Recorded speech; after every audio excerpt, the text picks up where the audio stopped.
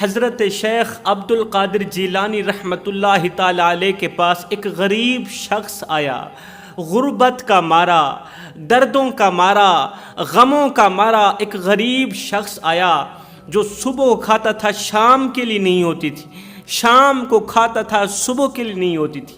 امیری کے جنازے نکل گئے، غربت عروج پر آ گئی۔ آ کر کہنے لگا، یا حضرت میرے گھر میں غربت نے اس طرح دھرنا دیا، میرے گھر میں غربت کچھ اس طرح آ کر بیٹھی کہ اٹھنے کا نام ہی نہیں لے رہی۔ میرے بچے تین تین دن فاقے میں رہتے ہیں، تین تین دن ہمیں کھانے کو کچھ نہیں ملتا، تین تین دن پیٹ پر پتھر باندھ کر گزارنے پڑتے ہیں۔ خدارا مجھے بتایا جائے کہ گھر میں غربت کیوں آتی ہے، گھر میں غربت جیسی پریشانی کیوں آتی ہے، انسان رزق کے لیے پریشان کیوں ہو جاتا ہے؟ یا مجھے یہ بتائیں کہ رزق بانٹنے والے جو فرشتے ہیں انسان سے کیوں روٹھ جاتے ہیں؟ یہ سن کر حضرت شیخ عبد القادر جیلانی رحمۃ اللہ تعالی علیہ نے فرمایا اے بندہ خدا، تین گناہ کرنے والوں سے، اللہ تعالیٰ کی تین نافرمانیاں، تین گناہ کرنے والوں سے رزق بانٹنے والے فرشتے روٹھ جاتے ہیں۔ کچھ اس طرح کے روٹھتے ہیں کہ پھر اس طرف کو منہ بھی نہیں کرتے۔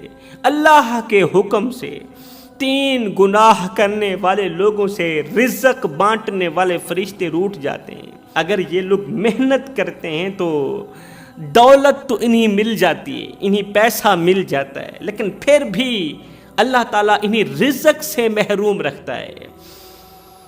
مال بھی ہے، دولت بھی ہے، پیسہ بھی ہے، جب دسترخوان لگتا ہے شام کو مختلف قسم کے کھانے لگائے جاتے ہیں تو مالدار شخص کہتا ہے میں نے یہ بھی نہیں کھانا، یہ بھی ڈاکٹر نے روکا ہے، یہ بھی روکا ہے، میں نے یہ بھی نہیں کھانا، یہ بھی نہیں کھانا۔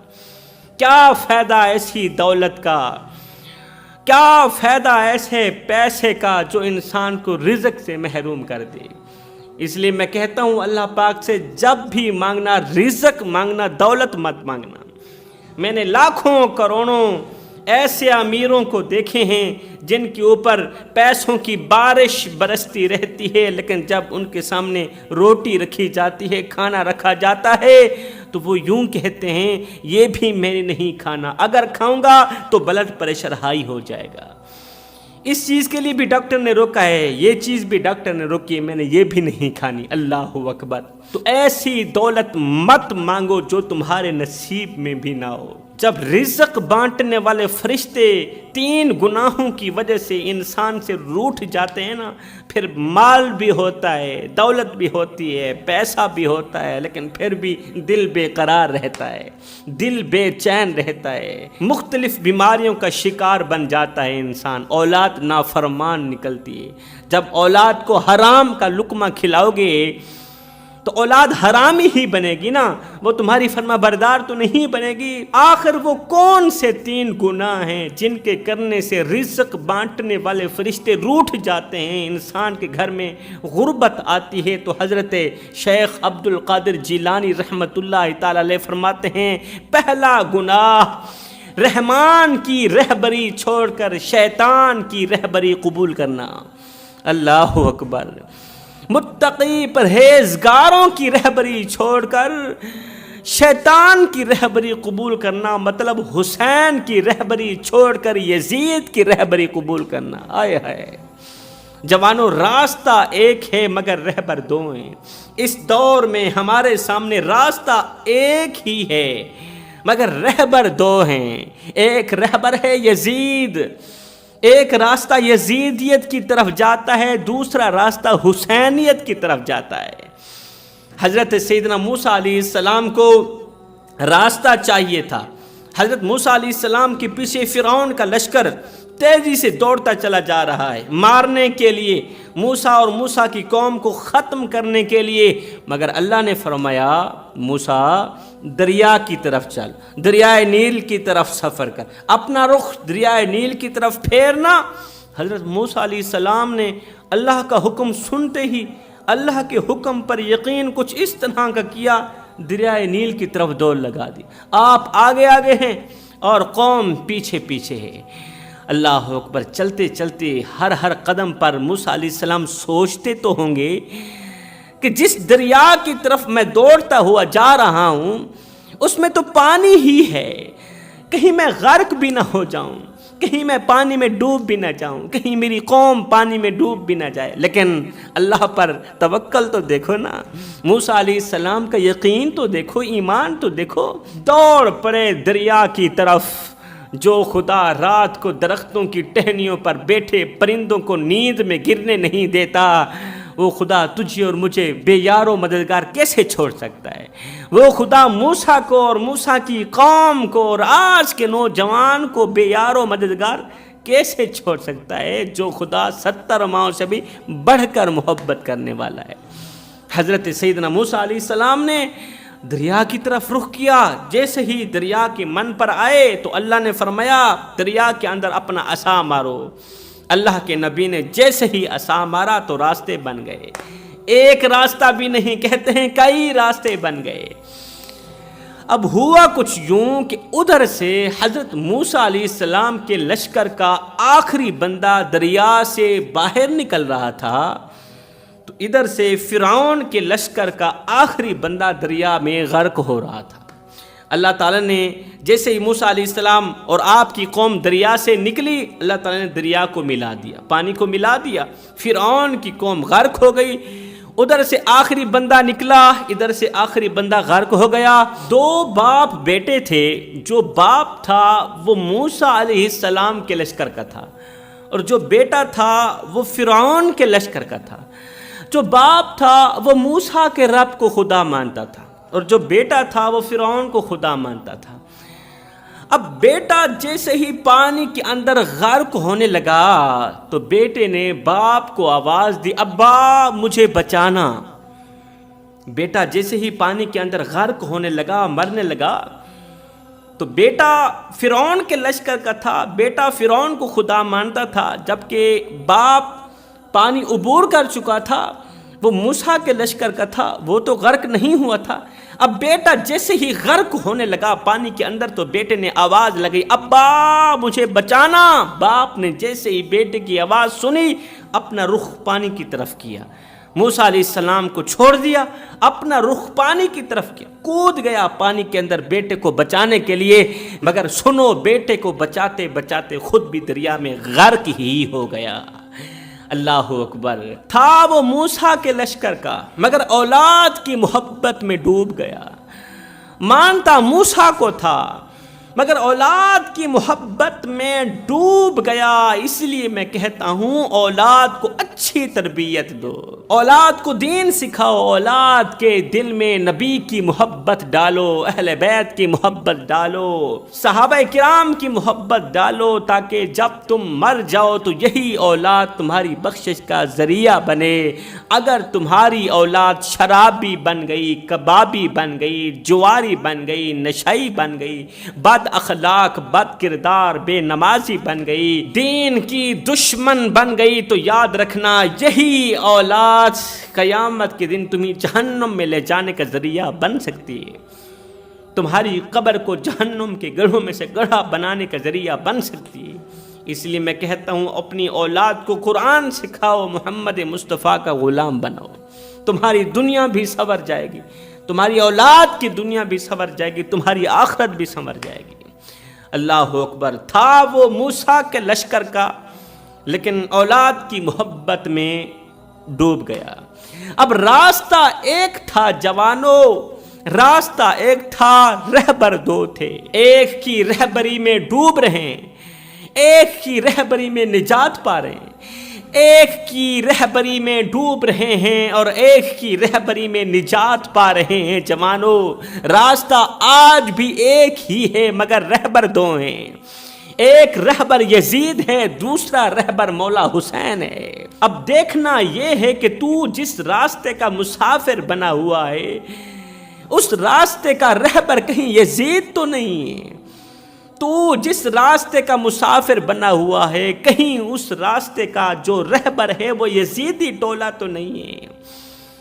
اور کہیں تو یزید کی حمایت تو نہیں کر رہا، کہیں تو یزید کی بیعت تو نہیں کر رہا۔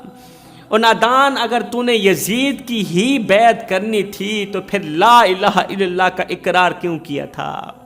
اگر تو نے یزید کی ہی حمایت کرنی تھی تو پھر کلمے کا اقرار کیوں کیا تھا؟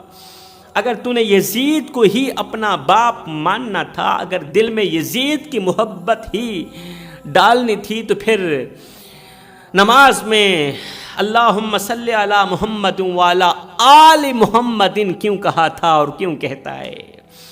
یہ کیسی نماز ہے، یہ کیسی دوستی ہے کہ نماز میں نبی کا نام، نبی کی آل کا نام، نماز میں حسن و حسین کا نام، نماز میں علی کا نام، اور دل میں یزید، نماز میں اہل بیت، دل میں یزید، نماز میں حسین، دل میں یزید۔ یہ کیسی نماز ہے؟ اس طرح کی نماز نہ پڑھا کر۔ نماز کو تیرے جیسے نمازی کی ضرورت نہیں ہے، قرآن کو تیرے جیسے ناپاک کاری کی ضرورت نہیں ہے۔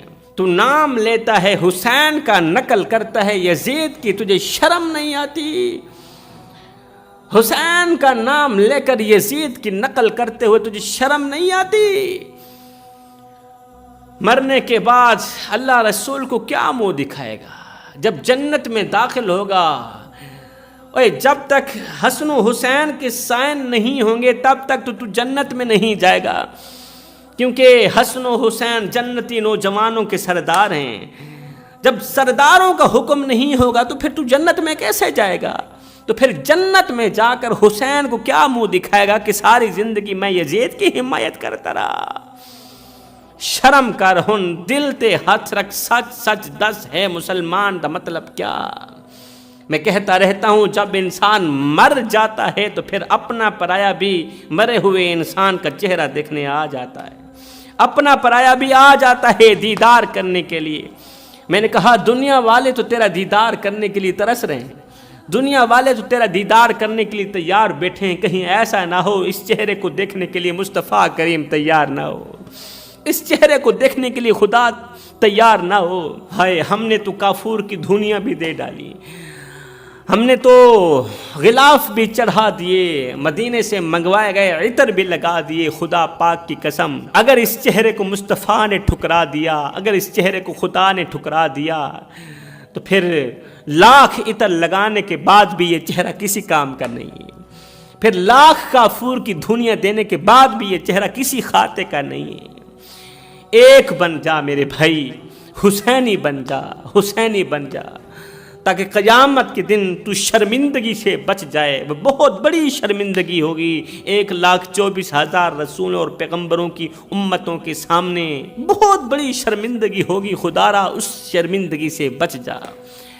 تو فرمایا شیطانی راستہ اختیار کرنے والا شخص دنیا میں بھی مارا جاتا ہے، دنیا میں بھی تباہ و برباد، آخرت میں بھی ذلیل و خوار۔ تو فرمایا شیطان کی رہبری اختیار مت کرو، یزیدیت کی رہبری اختیار مت کرو، یزیدی ٹولے کی رہبری اختیار مت کرو، حسین کے ٹولے کی رہبری اختیار کرو۔ سبحان اللہ۔ اگر ایسا کرو گے تو یاد رکھنا رحمت کے فرشتے تم سے روٹھ جائیں گے، کیونکہ رحمت کے فرشتوں کو تمہارے جسم سے بدبو آنے لگے گی، بدبو آنے لگے گی۔ جب وہ تمہارا ناپاک دل دیکھیں گے نا کہ اس دل میں تو لعنتی یزید بیٹھا ہوا ہے، شیطان بیٹھا ہوا ہے، تو پھر وہ رحمت کے فرشتے تم سے نفرت کرنے لگیں گے۔ جب رحمت کے فرشتے روٹھ گئے تو بتاؤ رزق بانٹنے والے فرشتے آئیں گے؟ رزق بانٹنے والے فرشتوں کا آنا بھی بند ہو جائے گا۔ پھر تم اگر محنت کرو گے تمہیں مال تو مل جائے گا، پیسہ تو تمہارے اکاؤنٹ میں آ جائے گا، مگر سکون نہیں ہوگا۔ بیماریاں تمہیں گھیر لیں گی، مصیبتیں تمہیں گھیر لیں گی۔ فرمایا دوسرا گناہ والدین کی نافرمانی، والدین کو دکھ دینا، والدین کو درد دینا، یہ بھی گھر میں غربت لانے کے سبب بنتا ہے۔ آج ماں مولوی کے پاس بیٹھی ہے، باپ پیر کے پاس بیٹھا ہے، پیر صاحب کے قدم دبا کر کہتا ہے پیر صاحب کوئی تعویذ دو، اولاد نافرمان نکلی ہے، اولاد دکھ دیتی ہے، درد دیتی ہے۔ 2 سال پرانی کھانسی لگی تھی، پوری رات کھانستے ہوئے گزر جاتی ہے، تارے گنتے ہوئے گزر جاتی ہے، مگر نیند نہیں آتی۔ اور ایک اولاد ہے، اولاد نے کبھی حال تک نہیں پوچھا ابا تو کس طرح کی زندگی گزار رہا ہے، اور تجھے بخار آیا تھا، کھانسی لگی تھی، ختم ہوا کہ نہ ہوا، تجھے کسی اچھے ڈاکٹر کے پاس لے چلوں۔ اولاد نے کبھی نہیں پوچھا۔ پیر صاحب دعا کرو اللہ میری اولاد کو ہدایت دے، میرے سینے پر غموں کا بوجھ ہے، دکھوں کا بوجھ ہے، ساری رات دماغ میں ایک ہی سوچ گردش کرتی رہتی ہے کہ میں نے اولاد کے لیے کیا کیا اور اولاد نے میرے ساتھ کیا کیا، اولاد نے میرے ساتھ کیسی بے وفائی کی ہے۔ میرے سینے پر دکھوں کا بوجھ ہے، غموں کا بوجھ ہے، دعا کرو کوئی دکھ سننے والا مل جائے، کوئی سینے پر غموں کا بوجھ ہلکا کرنے والا مل جائے۔ لیکھاں وچ وچھوڑے رہ گئے، رو اتھنوں تھوڑے رہ گئے، کسے بھی میرا حال نہ پوچھیا، ہاتھ بھی میرے جوڑے رہ گئے۔ پتر ہن تے آ جا، ہن گل چالا، کیونکہ زندگی دے دن تھوڑے رہ گئے۔ لیکھاں وچ وچھوڑے رہ گئے، ہجر تیرا جے پانی منگے، تے میں خوہ نہ دے گینا، جی کر دے تنوں کول بٹھا کے درد پرانے چھینا۔ لیو یار حوالے رب دے تے میلے 4 دناں دے، اس دن عید مبارک ہو سی جس دن پھر ملیں گے۔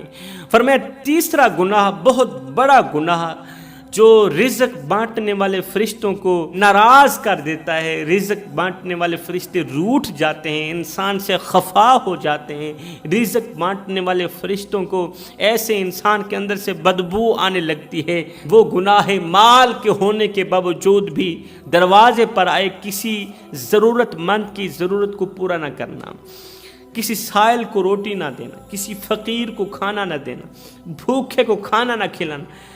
مال بھی ہے، دولت بھی ہے، پیسہ بھی ہے، پیسے کی فراوانی ہے، ہر وقت پیسے کی بارش برستی رہتی ہے، مگر پھر بھی دل منحوس ہے، شومیت اندر کوٹ کوٹ کے بھر دی گئی ہے۔ مال کے ہونے کے باوجود بھی بھوکے کو کھانا نہ کھلانا، پیاسے کو پانی نہ پلانا۔